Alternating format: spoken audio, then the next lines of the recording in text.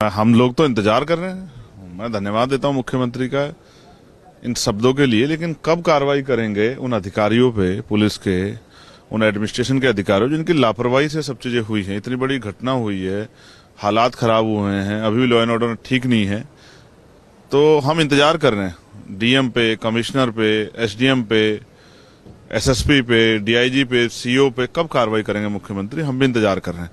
लेकिन अगर ये बात मुसलमानों को डराने के लिए की जा रही है तो मैं फिर ये कहना चाहूंगा मुख्यमंत्री से कि उनको याद रखना चाहिए कि जनता ने उनको ताकत दी है और उत्तर प्रदेश की तरक्की के लिए दी है, ना कि गुंडागर्दी करने के लिए। अगर इसी तरह से काम करने की कोशिश करेंगे और इस तरह से लोगों में भय पैदा करने की कोशिश करेंगे तो जनता वो जिस दिन वोट की ताकत छीन लेगी तो शायद दोबारा मुख्यमंत्री भी ना बन पाए। और साथ साथ मैं ये भी स्पष्ट करना चाहता हूँ, अभी हम लोग हैं, कोई किसी को डराने की कोशिश करेगा तो कामयाब नहीं हो पाएगा। रही बात इससे ज्यादा क्या करोगे, गोलियां तो चलवा दी आपने, लोग की जान तो चली गई, कानून व्यवस्था तो संभाल नहीं पा रहे, बहन बेटियों का रोज जो है रेप हत्याएं हो रही है उत्तर प्रदेश में, अखबार भरे पड़े हैं।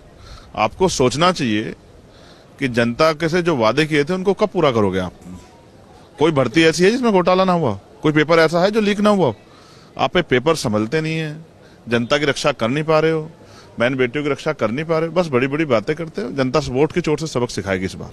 एक सवाल ये है कि आज भी पार्लियामेंट के बाहर इंडिया ब्लॉक ने प्रोटेस्ट किया मोदी अदानी भाई भाई करके, लेकिन सवाल ये है कि समाजवादी पार्टी और टीएमसी इसमें शामिल नहीं थी। समाजवादी पार्टी कह रही हमारे साथ कोई कोऑर्डिनेशन ही नहीं है, हम संभल की बात करते हैं, ये अंदर अंदाजी अदानी चिल्लाते। आपको लगता नहीं कि विपक्ष एकजुट नहीं हो रहा है मुद्दों को लेकर? ठीक है, अब उनका अपना घरेलू मामला, काहे को कुछ कहना उसमें।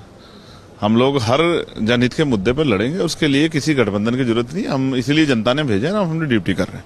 बाकी आपस में जिनको लड़ना लड़ते रहे। सबसे पहले जिस दिन ये हिंसा हुई उस माहौल में मैंने प्रयास किया कि जो जुल्म वहां हो रहा है उसको सबके सामने रखा जाए, चाहे वो पुलिस के कर्मचारियों को चोट लगी हो या वहां की आम जनता को जो नुकसान हुआ हो आर्थिक रूप से, या फिर जो जाने वहां गई हैं वो जाने गई हो या पुलिस द्वारा कोई सख्त कार्रवाई वहां की गई हो।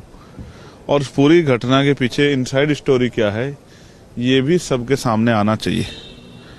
लेकिन पुलिस ने लॉ एंड ऑर्डर का जो है हवाला देते हुए कहा कि लॉ एंड ऑर्डर ठीक नहीं है। अब ये दो तरफा बयान है, वहां के डिस्ट्रिक्ट मजिस्ट्रेट कह रहे हैं कि लॉ एंड ऑर्डर ठीक नहीं है